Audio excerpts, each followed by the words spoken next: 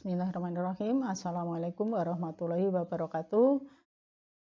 Selamat kami ucapkan untuk siswa baru kelas 7 SMPN Negeri 1 Slaung. Selamat untuk kalian karena kalian sudah bergabung di lembaga SMPN Negeri 1 Slaung dalam mengikuti kegiatan belajar di SMP Negeri 1 Slaung. Anak-anakku, di pagi ini saya ingin menyampaikan program dan cara belajar di SMPN 1 Slaung. Sebelum saya menyampaikan materi ini, alangkah baiknya saya sampaikan dulu nama saya. Katanya, kalau tidak kenal maka tidak sayang. Oleh sebab itu, saya perkenalkan diri saya. Nama saya Bu Sumini, alamat saya Slaung. Saya mengampu mata pelajaran Bahasa Indonesia kelas 9. Nah, walaupun saya mengampu mata pelajaran kelas 9, kamu masih kelas 7, enggak apa-apa. Tapi suatu saat kita akan ketemu nanti. Itulah nama saya dan yang saya ajarkan di sini yaitu Bahasa Indonesia kelas 9. Baiklah anak-anakku, setelah kita perkenalkan, setelah kita kenalan, maka kita mulai menerangkan yaitu program dan cara belajar. Apa toh arti pentingnya belajar? Belajar adalah usaha untuk memperoleh kepandaian atau ilmu pengetahuan. Belajar juga dapat diartikan sebagai kegiatan berlatih. Saya berlatih apa? Tidak hanya membaca saja, berlatih sepeda, kita juga dikatakan belajar. Nah, dalam belajar itu nanti kita mendapatkan hasil. Hasilnya apa? Dari tidak bisa naik sepeda, kita bisa menjadi atau kita bisa naik sepeda.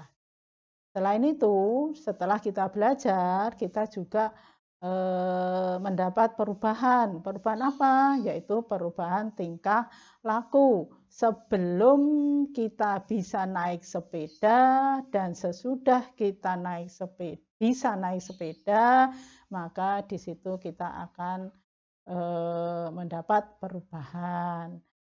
Nah, itulah arti dari belajar. Masuk yang kedua, yaitu prinsip-prinsip belajar. Untuk belajar, kita membutuhkan dorongan atau motivasi. Kalau hati kita tidak mendorong, tidak mungkin kita akan belajar. Jadi dorongan itu dari hati kita sendiri, dari orang lain, pokoknya intinya kita membutuhkan dorongan. Ya, selain itu, kita juga dapat belajar dengan baik, harus memusatkan perhatian pada hal yang kita pelajari. Kita harus yakin setelah belajar kita nanti bisa, dan kita harus menghindari hal-hal yang dapat menghambat belajar. Ya, kamu baca sendiri ya, selanjutnya sudah saya tayangkan. Selanjutnya cara belajar. Cara belajar ada di sekolah dan belajar di rumah. Belajar di sekolah untuk mencapai tujuan pendidikan siswa perlu memperhatikan hal-hal berikut. Kalian baca sendiri ya, antara lain siswa harus bla bla bla bla. Yang kedua siswa harus bla bla bla dan seterusnya. Tolong dibaca. Sekarang yang kedua belajar di rumah. Belajar di rumah itu juga bisa kita lakukan dengan dorongan hati kita sendiri. Mungkin mendapat bantuan dari kakak atau orang tua. Tolong dibaca. Dilanjutkan cara belajar kelompok. Ada belajar di rumah, ada belajar kelompok. Belajar kelompok insya Allah akan menghasilkan suatu hasil yang betul-betul yang kita harapkan, betul-betul yang kita inginkan, karena dalam belajar kelompok ada teman yang kita ajak diskusi.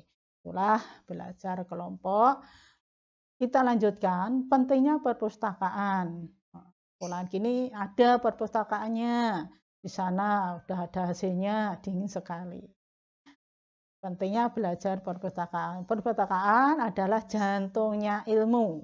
Sehingga kalau kamu pergi ke perpustakaan, insya Allah kalian akan mendapat ilmu yang banyak. Maka nanti setelah kamu betul-betul menjadi siswa sini, silahkan pergi ke perpustakaan. Nah, cara memanfaatkan perpustakaan, tolong dibaca sendiri, sudah saya tayangkan, sehingga nanti kamu betul-betul paham dan insya Allah kalau menjadi siswa sini, kalian akan memanfaatkan perpustakaan. Kemudian mengatur waktu, kamu harus bisa. Ya, seorang siswa, anak didik harus dapat mengatur waktu.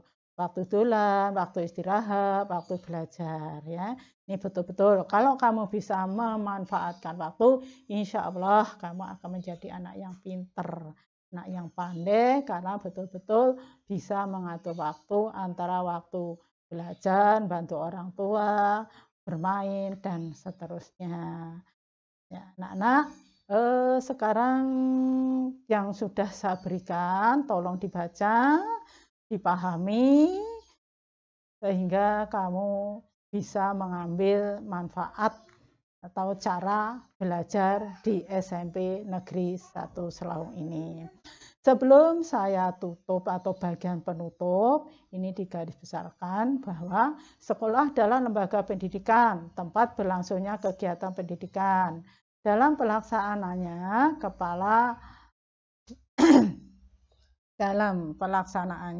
kepala dibantu oleh wakil kepala, guru mata pelajaran, guru BK, karyawan, dan siswa.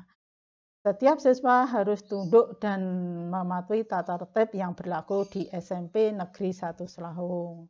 Agar siswa dapat berhasil dengan baik, maka setiap siswa harus belajar dengan tekun dan teratur. Itu kamu baca, apa yang sudah saya berikan kamu baca, sehingga kamu betul-betul tahu program dan cara belajar dan dapat memanfaatkan waktu sebaik-baiknya. Sebelum saya tutup, saya minta maaf apa yang telah saya berikan, mudah-mudahan bisa atau bermanfaat bagi kalian. Akhirnya, bila hidayah, wassalamualaikum warahmatullahi wabarakatuh. 10.